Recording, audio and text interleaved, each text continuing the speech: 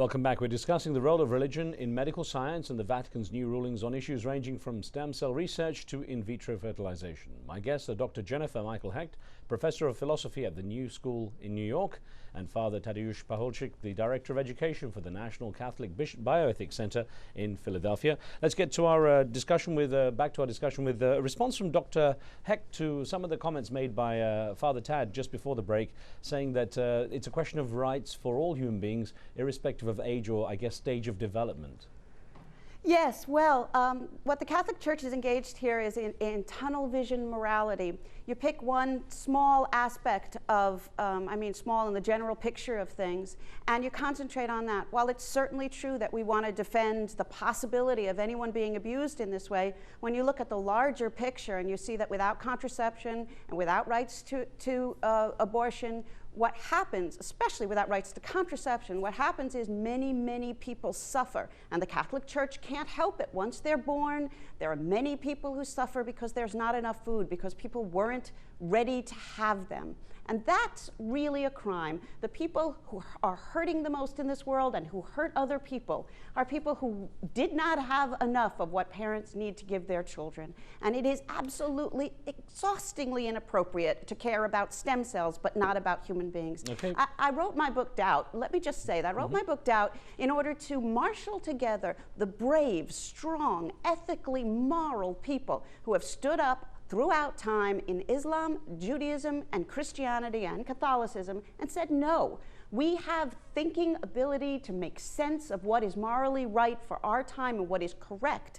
And when one group stands up and says, I'm going to make this decision for other people, it is always wrong. Father Tad. Well, again, another oversimplification by Jennifer to say that the Catholic Church is concerned about stem cells but not about human beings.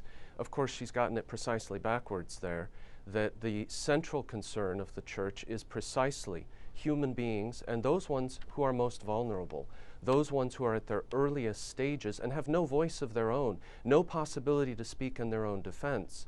So this idea has to be properly understood that each of us was an embryo ourselves.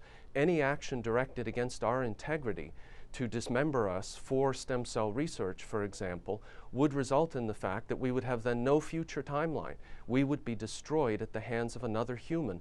Any direct action towards another human being that destroys them is always going to be an immoral action and one that is not compatible with the construction of a just and reasonable society.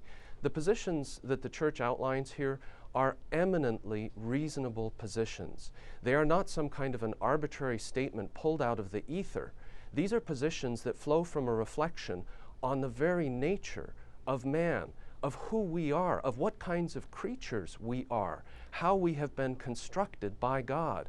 And the proper use of our sexuality is essential in that entire understanding, because when man abuses his sexuality, there are many kinds of disorders that then creep in and undermine the good of society itself. This is not a kind of tunnel vision, as she implied, as Jennifer implies. This is rather a recognition that there is a hierarchy of goods, and at the top of the good, at the top of that list of goods is the good of life itself, which is sacred and inviolable always. Father Tad, if I may put it, we had a number of emails and a couple of them were fairly sort of critical of the position of the Catholic Church. If I may put one of them to you, please, sir. It's from Certainly. Pat Bernstein in Calais in France, who says, while millions starve and the Vatican remains one of the richest empires in the world, what rights have they to pontificate on any matter of ethics? Now, I guess it addresses the issue that many feel the Church is stuck in time to some degree and arguing that it's not progressing with the modern world. How do you address those critics? Well, I would respond very simply to that the wealth or the poverty of one who is speaking about the truth is not going to be the critical determinant. The issue is it true that we should be safeguarding young humans or not?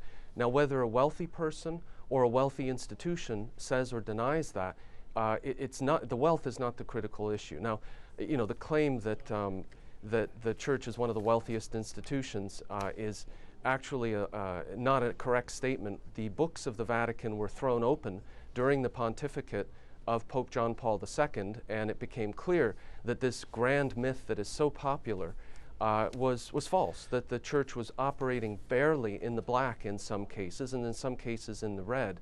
The church certainly has a lot of artwork, but it's not her place to take some of the great masterpieces that belong to all of humanity and hand them over to unscrupulous kinds of art dealers. Okay. So this argument is just completely lateral to what we are talking about here today. We need to address the central ethical questions that are raised in this document. Okay, before I get Dr. Hecht on, let's get a call in from Afna from New Zealand. Good to hear from New Zealand. What would you like to ask or comment?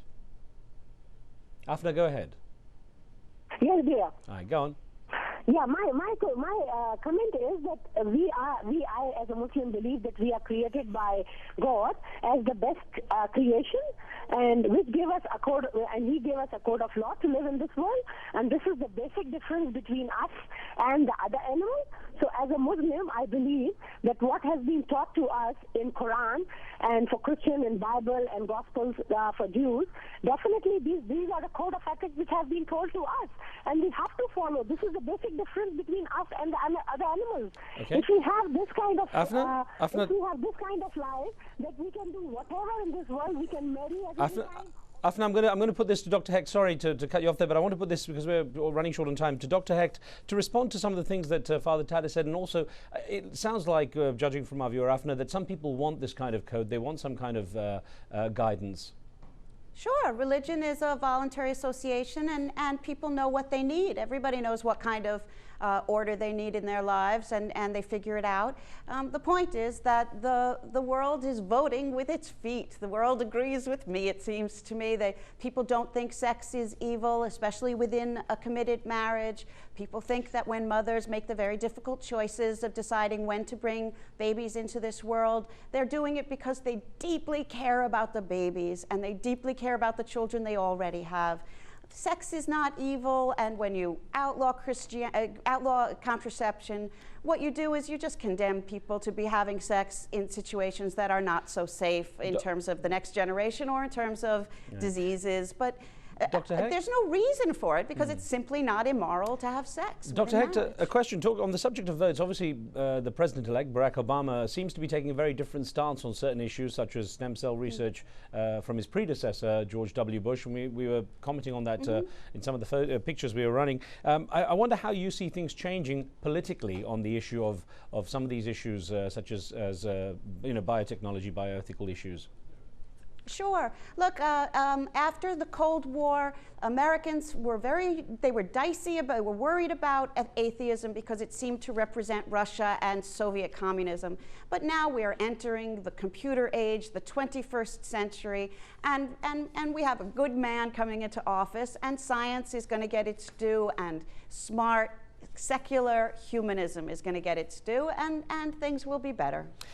Father Tad, do you believe that there will be something problematic for the Catholic Church having a president who is more supportive of scientific research, such as embryonic research? Yeah, I do think that there are issues here that what the Church recognizes is that the new president is likely to be supportive of unethical kinds of science. And this raises grave concerns, because science is such a huge power in our midst that we don't want to go down that path. So there really is a threat here that I think is looming. It's not simply that the new president is in favor of science. It is a particular kind of science, a disordered kind of science, a kind of science that depends on the subjugation of younger humans in order to serve the interests and benefits of the older and more powerful ones. And this is inherently a recipe for injustice. So therefore, whenever there is that kind of injustice, the Church feels that she has to remind people of the basic obligations of conscience here. You know, I'm glad that Jennifer agrees that it is important for people to find a way to order their lives, and that she recognizes that religion provides a kind of category or set of categories to assist with that. Right. I want to just reiterate, though, what this document itself stresses, which is that so many of the insights that are shared can be known purely by the powers of reason. Listen, I'm sorry to have to stop you there, but I have to thank you and Dr. Hecht for joining us. We're out of time, but thank you very much for the debate. Thanks, it was really interesting. Thank you. Thank you for being with us, watching the show. On the next one, we speak with Al Jazeera special correspondent Josh Rushing about his new documentary film series on wars. What's behind such major conflicts and what legacy do they leave? From me and the team, we'll see you next time.